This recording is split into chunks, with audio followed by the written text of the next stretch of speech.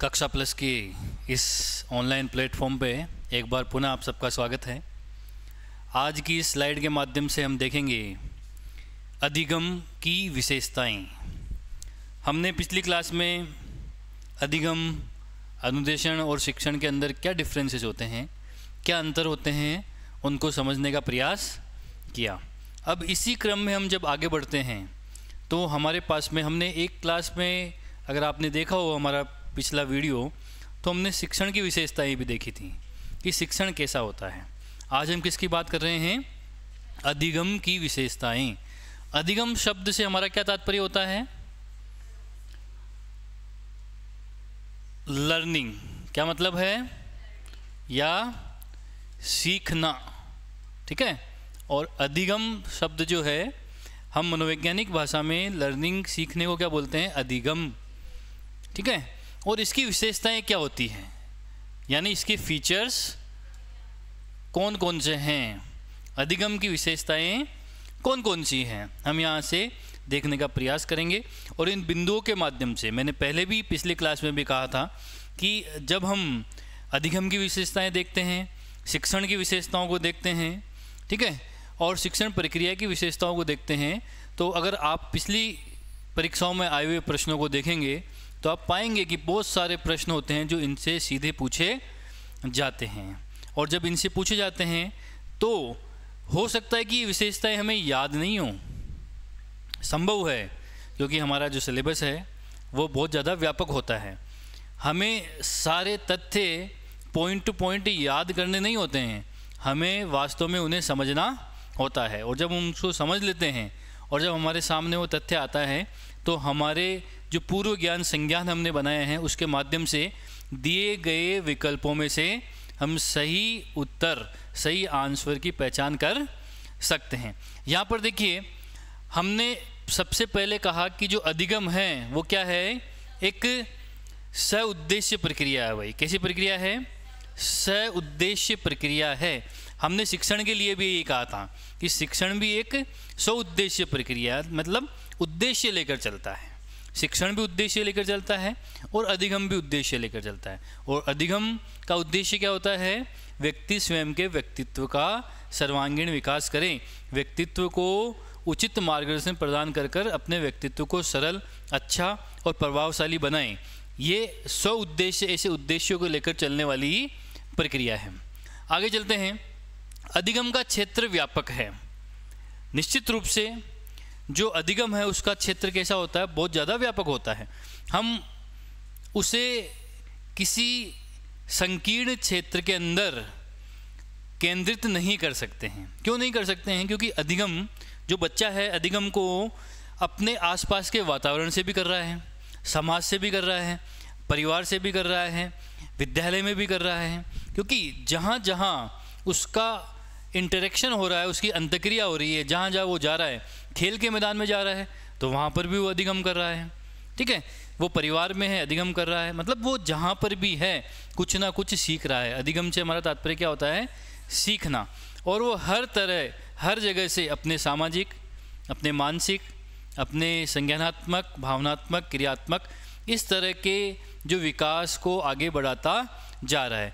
इसीलिए हमने क्या कहा? अधिगम का क्षेत्र व्यापक होता है, अत्यंत व्यापक होता है। और इसीलिए कहा भी जाता है कि जो लर्निंग है, सीखना है, ये एक लाइफ टाइम चलने वाला प्रोसेस होता है, कभी रुकता नहीं है। बच्चे का जन्म होता है, जन्म से लेकर जीवन पर्यंत तक ये चलने वाली एक प्रक्रिया होती है। हो सकता है कि सीखने की जो गति है उसमें समय समय में परिवर्तन आ जाए। ठीक है। एक समय होता है जब हम तेज़ी से सीखते हैं, जब हमारा विद्यालय जीवन होता है, जब हमारा बाल्यावस्था, किशोरावस्था में विकास होता है, हमें बहुत सारी चीज़ें सीखने को मिलती हैं। ठीक है। लेकिन हो सकता है कि समय के साथ साथ हम थोड़ा सीखने की गति को हम जो है कम कर दें। क्यों कर दें? क्योंकि हमारी आवश्यकताएं उसके अनुसार बदलती चली जाती है। तो दूसरे हमारा जो बिंदु है उसमें हमने कहा कि अधिगम का क्षेत्र व्यापक होता है। आगे चलते हैं। अधिगम व्यवहार परिवर्तन की प्रक्रिया है, process of the change in the behaviour. ठीक है। हमने पिछली जब क्लास ली थी तो उसमें आपने ध्यान दिया होगा स्लाइड में, तो हमने अधिगम जब लिखा था तो कहा था कि अधिगम का क्या मतलब होता है? व्यवहारगत अपेक्षित परिवर्तन। अधिगम का हमने क्या मतलब समझा था कि हमारे व्यवहार में अपेक्षित परिवर्तन, ठीक है, जो हम परिवर्तन चाह रहे हैं वो अधिगम है। इसीलिए हमने क्या कहा है कि अधिगम व्यवहार परिवर्तन की एक प्रक्रिया है, प्रोसेस है। बिहेवियरल चेंजेस का एक प्रोसेस है। और अगर आपसे कोई भी अधिगम की परिभाषा पूछे, अधिगम के बारे में पूछे, तो मैंने पिछली क्लासेस में भी आपको ये बताया था कि ऐसा कतई नहीं है कि अधिगम से सीखने से हमारा तात्पर्य केवल ज्ञान प्राप्त करने से होता है। सामान्य अर्थों में सीखने से, लर्निंग से, अधिगम से हम समझते हैं कि हमारे विद्यालय जीवन में जो हमें सिलेबस दिया गया है उस सिलेबस के माध्यम से ज्ञान प्राप्त करना, लेकिन वास्तव में ऐसा नहीं है। अधिगम क्या है? व्यवहार में परिवर्तन, कि हमारा व्यवहार, हमारा व्यक्तित्व, हमारा जो व्यवहार है उसमें क्या हो रहा है, जो परिवर्तन हो रहा है, और परिवर्तन भी कैसा, जो स्थायी है। इसके साथ में हमें भी जोड़ना पड़ेगा कि जो परिवर्तन है वो कैसा होना चाहिए, स्थायी परिवर्तन। ये भी हमें ध्यान रखने वाली बात है, क्योंकि परिवर्तन तो कई तरीके से हो सकता है। हमारे व्यवहार में परिवर्तन हो सकता है कि हम किसी के संपर्क में हैं और उसके व्यक्तित्व से हम प्रभावित हो गए और कुछ समय के लिए हमारे व्यवहार में परिवर्तन हो गया, तो वो अधिगम नहीं है। स्थायी परिवर्तन आपके व्यवहार में जो हो गया उसे हम क्या बोलेंगे, अधिगम बोलेंगे। आगे चलते हैं। इसीलिए देखिए अगला पॉइंट यहाँ पर आ गया कि मादक पदार्थ से आया परिवर्तन अधिगम नहीं है। ठीक है, कि परिवर्तन व्यवहार में तो बहुत सारी चीज़ों से आ सकता है।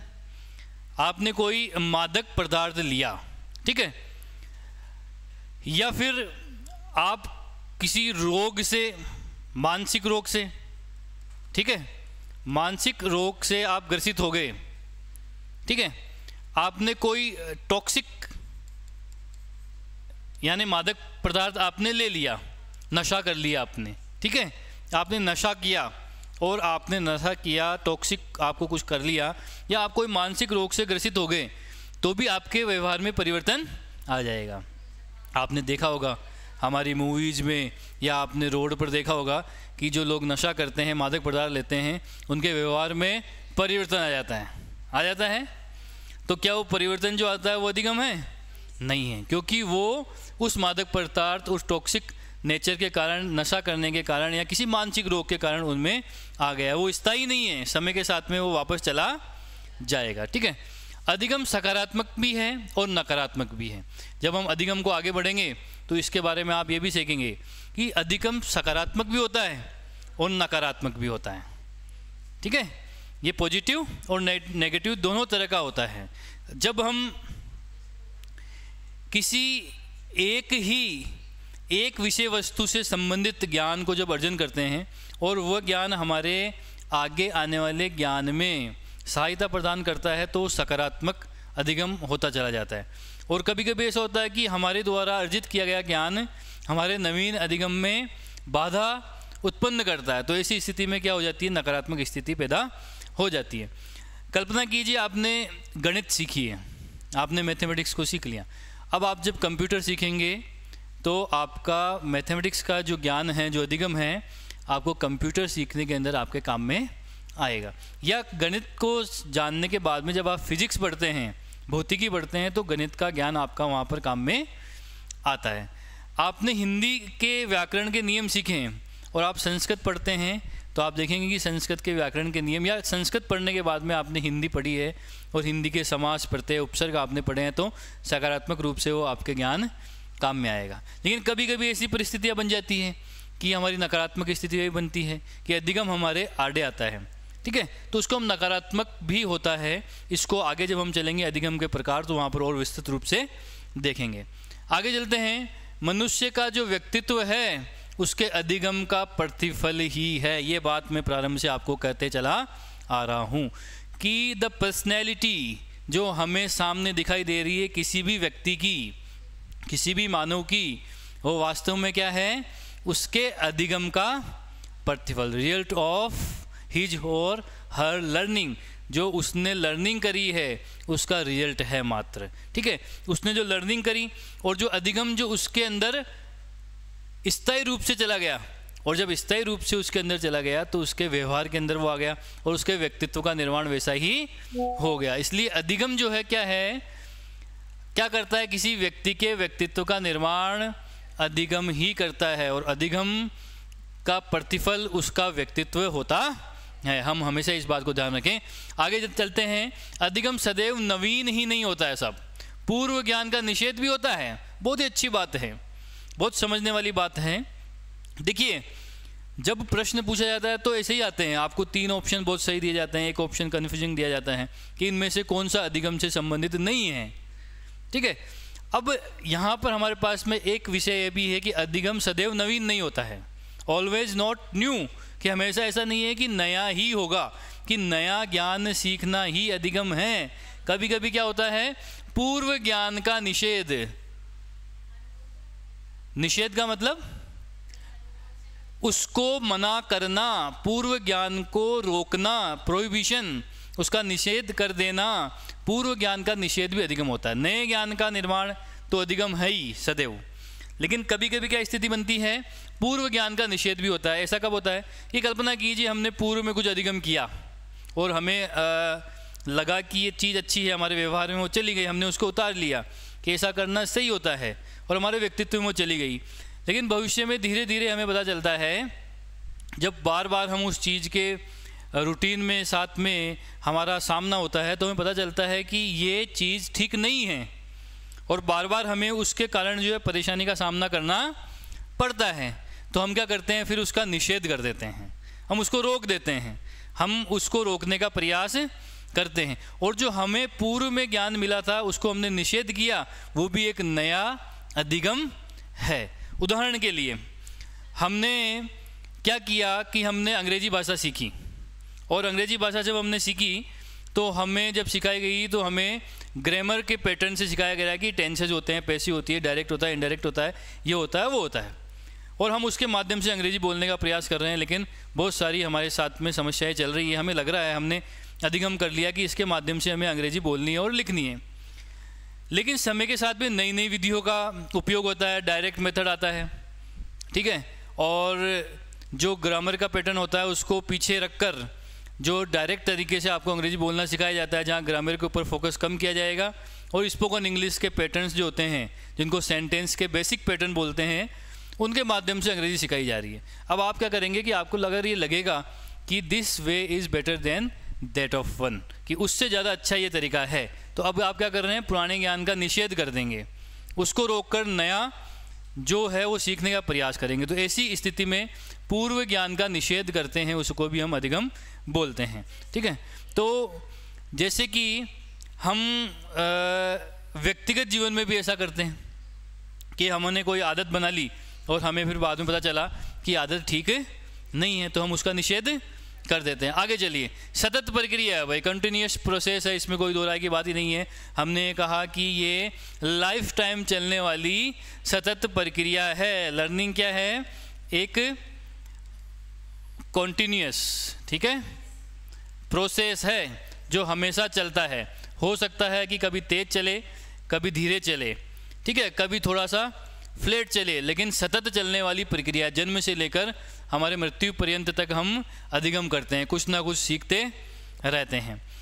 आगे चलते हैं, मूल प्रवृत्तियाँ या जन्मजात प्रवृत्तियाँ का अधिगम नहीं कहा जाता। हमारे पास में एक और चीज़ है कि हमने कहा कि प्रत्येक व्यक्ति जब बच्चे का जन्म होता है तो वो कुछ मूल प्रवृत्तियाँ लेकर उसका जन्म होता है, जन्मजात उसमें कुछ गुण होते हैं, ठीक है, तो वो अधिगम नहीं है। क्यों नहीं है? क्योंकि वो तो उसके साथ ही आया था। समझ में आ रहा है? आपको मोबाइल, आपने नया मोबाइल ख़रीदा और नए मोबाइल के अंदर कुछ फीचर्स उसके साथ ही है कि उसकी जो रैम है वो 8 GB की है, उसके अंदर जो है स्टोरेज 256 GB का है, ठीक है, तो वो सारे गुण, उसका लुक है, उसका जो प्रोसेसर है वो उसके साथ आया है। तो मूल प्रवृत्तियाँ कुछ लेकर जन्म लेता है बच्चा, ठीक है, और वो मूल प्रवृत्तियाँ कहाँ से लेता है? अपने माता पिता से, अपने परिवार से लेकर आता है। तो वो अधिगम नहीं है उसके साथ में। वो जो नया सीख रहा है उसे हम अधिगम कहते हैं। बेसिक इंस्टिंक्ट उसके जो है नेचर बाय बर्थ, उसको नहीं बोलेंगे। अगला हमने बात कही, अधिगम व्यक्ति को विवेकपूर्ण, सृजनशील और क्रियाशील बनाता है। कितनी खूबसूरत बात है भाई, बहुत अच्छी बात है कि अधिगम क्या करता है। अधिगम हमेशा व्यक्ति को क्या बनाएगा? विवेकपूर्ण, उसके अंदर विवेक उत्पन्न करेगा कि क्या सही है क्या गलत है, इसका वो डिसीजन कर सके। सृजनशील, क्रिएटिव बनाता है उसको कि उसकी विचार हमेशा सृजनात्मक विचार होते हैं, ठीक है। और क्रियाशील यानी कुछ करने के प्रति हमेशा वो तत्पर रहता है। ये गुण कौन डेवलप करता है? अधिगम व्यक्ति को ऐसा करने का सिखाता है। आगे चलते हैं। व्यक्ति के आचरण को प्रभावित करता है, निश्चित रूप से इसमें कोई दो राय की बात ही नहीं है। ऊपर से हम पढ़ते चले आ रहे हैं कि व्यक्ति के व्यक्तित्व का जो निर्माण होता है वो अधिगम के आधार पर ही होता है, तो उसके आचरण को प्रभावित तो करेगा ही करेगा, क्योंकि उसका जो आचरण है, उसका व्यक्तित्व है, वो वास्तव में क्या है? अधिगम का ही प्रतिफल होता है। आगे चलते हैं। अधिगम अभिरुचि तथा अभिप्रेरणा पर भी निर्भर करता है। बहुत ही अच्छी बात है, आप प्रैक्टिकल लाइफ में इसको देखेंगे कि अभिरुचि का मतलब इंटरेस्ट, हमारा क्या इंटरेस्ट है, और हमारी अभिप्रेरणा यानी मोटिवेशन क्या है। कि अधिगम जो होता है आपकी अभिरुचि और अभिप्रेरणा, दो शब्द है, एक तो इंटरेस्ट और दूसरा है मोटिवेशन, ठीक है। इस पर निर्भर करता है। आप कल्पना कीजिए कि आपको जिस विषय के अंदर रुचि नहीं है उसमें आपका अधिगम उतना अच्छा नहीं होगा, और जिस विषय में हमें रुचि है, इंटरेस्ट है, उसके अंदर निश्चित रूप से आपका जो अधिगम है वो बहुत अच्छा होगा। अगर आपको संगीत में रुचि है, आप संगीत को बहुत जल्दी सीखेंगे। आपको डांस में रुचि है, आप डांस को बहुत आसानी से सीखेंगे। लेकिन जिसको डांस में रुचि नहीं है उसको डांस सिखाना वास्तव में एक क्या है? जटिल प्रक्रिया बन जाती है। वैसे ही विभिन्न विषय होते हैं, हम एक समय के पश्चात अलग अलग विषय रहते हैं, कोई साइंस लेता है, कोई मैथ्स लेता है, किसी को कला में रुचि होती है, किसी को संगीत में रुचि होती है, किसी को इंजीनियर बनना है, किसी को डॉक्टर बनना है।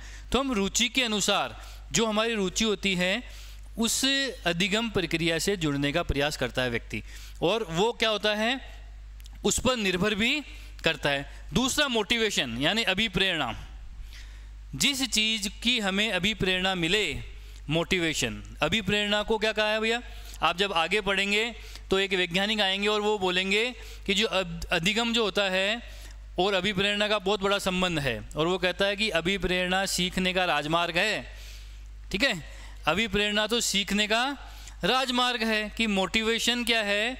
लर्निंग को बहुत ज़्यादा प्रभावित करता है। अगर आपके पास में कोई ऐसा व्यक्ति है जिसको देखकर आप बहुत ज़्यादा मोटिवेट होते हो, या उस जिसकी बातें सुनकर आप बहुत ज़्यादा मोटिवेट होते हो, तो आप अपने आप को बहुत भाग्यशाली समझे, क्योंकि वो क्या होता है कि उसकी अभिप्रेरणा, उसका मोटिवेशन आपको हमेशा कुछ अच्छा करने के लिए प्रेरित करता रहता है, और आप उससे प्रेरणा लेते हैं, ठीक है, और आपको उससे प्रेरणा लेकर हमेशा आगे बढ़ने का प्रयास करते रहते हैं। तो अधिगम जो होता है वो किस पर निर्भर करता है भाई? आपकी अभिरुचि क्या है और आपको अभिप्रेरणा यानी मोटिवेशन कैसा मिला है।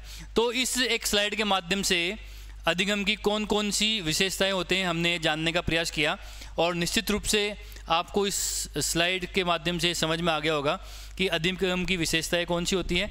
और अगर हमें समझ में आया तो मेरा ये मानना है कि बहुत सारे प्रश्न परीक्षा में आपके सामने आएंगे जिनको आप बड़ी आसानी से इसके माध्यम से हल कर सकते हैं। और प्रारंभ से ही हम आपसे ये कहते आ रहे हैं कि जो मनोविज्ञान विषय है, साइकोलॉजी जो विषय है, वो विषय समझने का है, और जब हम इसके ज्ञान को समझते चले जाते हैं और अपने कॉन्सेप्ट जो है क्लियर करते चले जाते हैं, तो किसी भी तरह का प्रश्न आपसे पूछा जाए तो बड़ी आसानी से हम उनके उत्तर देने के लिए सफल हो जाते हैं। तो इसी तरह इस तरह की जानकारी लेने के लिए आप हमारे YouTube चैनल से जुड़े रहें। अब तक अगर आपने सब्सक्राइब नहीं किया है तो आप सब्सक्राइब करें, लाइक करें और शेयर करें।